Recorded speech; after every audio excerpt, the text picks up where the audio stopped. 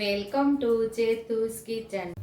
તો આજે આપણે ટેસ્ટી એવું ભીંડાનું કાઠિયાવાડી શાક બનાવશું। તો એના માટે આપણે 250 ગ્રામ જેટલો અહીંયા ભીંડો લઈ લીધો છે, એક ડુંગળી લીધી છે અને એક લસણનો ગાંઠિયો ફોલી અને એની આપણે પેસ્ટ તૈયાર કરી લીધી છે અને અડધી વાટકી જેટલું આપણે મોળું દહીં લીધું છે, ખાટું પણ નહીં અને મોળું પણ નહીં એવું અહીંયા આપણે દહીં લઈ લીધું છે।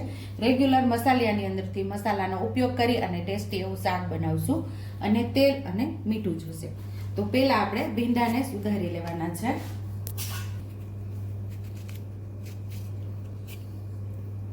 આવી રીતે બે ભાગ કરી અને જોઈ લેવાનું કે સડેલું કે ઈયળ કે એવું કાંઈ છે નહીં ને। બધા ભીંડાને એવી રીતે બે ભાગ કરી જોઈ અને આપણે બધાને સુધારી લેશું। આપણે ડુંગળી પણ સુધારી લેવાની છે અને બે ભાગ કરી અને લાંબી લાંબી ચિપ્સમાં અને ડુંગળીને પણ આપણે સુધારી લેશું। તો અહીંયા આપણે ભીંડા સરસ સુધારી લીધા છે, અહીંયા આપણે ડુંગળી પણ લાંબી લાંબી ચિપ્સમાં સુધારી લીધી છે। તો હવે આપણે પહેલા ભીંડાનો વઘાર કરી લેશું। 2 નાના ચમચા જેટલું આપણે તેલ ઉમેરેલું છે, કારણ કે ભીંડાના શાકમાં થોડું તેલ આગળ પડતું હોય તો જ શાક સરસ થાય છે, જરાય પણ ચીકણું નહીં થાય આપણું આ શાક।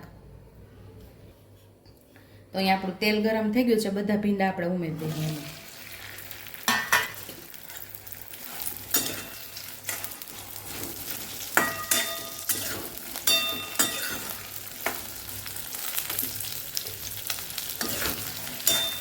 તેલમાં આપણે ભીંડાને પહેલા સાતળી લેવાના છે એકદમ।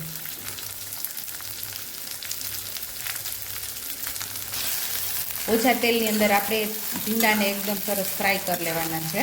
ઝાઝું તેલ ઉમેરી અને આપણે જેમ ભીંડાને તળીએ છીએ એ રીતે નહીં, ઓછા તેલની અંદર આપણે ભીંડાને તળી લેવાના। એકદમ સરસ ભીંડા આપણા તળાઈ જવા જોઈએ, એનું બધું હીર બળી જાય ને ભીંડાનું, એટલે મસ્ત એવા જરાય પણ ચીકણા નહીં લાગે। અહીંયા આપણા ભીંડા સરસ તળાઈ ગયા છે, તો ડીશની અંદર આપણે બહાર લઈ લેશું,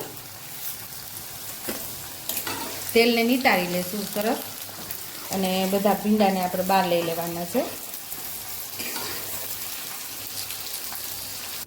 અહીંયા આપણે મસાલો કરી લેશું, 1 ચમચી જેટલું લાલ મરચું પાવડર, 1 ચમચી જેટલું ધાણા જીરું અને અડધી ચમચી જેટલી હળદર। હવે આપણે આ ડુંગળીનો વઘાર કરી લેવાનો છે।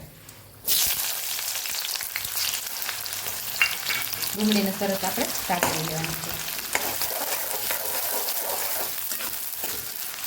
અહીંયા આપણે દહીંમાં મસાલો જે કરેલો એ ફેટી લેશું। સ્વાદ મુજબ આપણે મીઠું ઉમેરશું।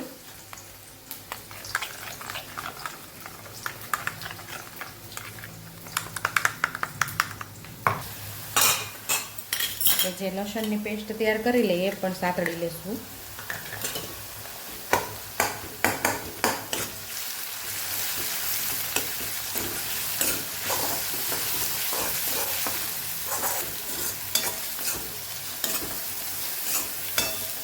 અહીંયા આપણે દહીં પણ ઉમેરી દઈશું।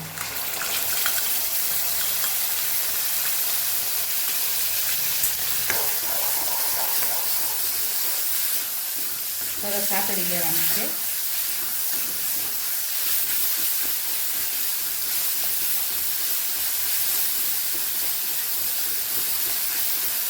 અહીંયા સરસ આપણું દહીં સતળાઈ ગયું છે, તેલ પણ ઉપરથી છૂટું પડી ગયું છે। અહીંયા આપણે ભીંડાને ઉમેરી દઈશું।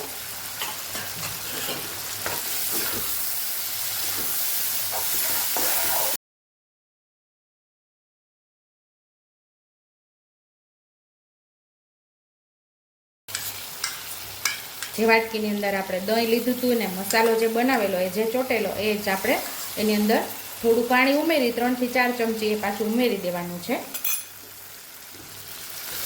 સરસ આપણે ઉકળવા દઈશું શાકને।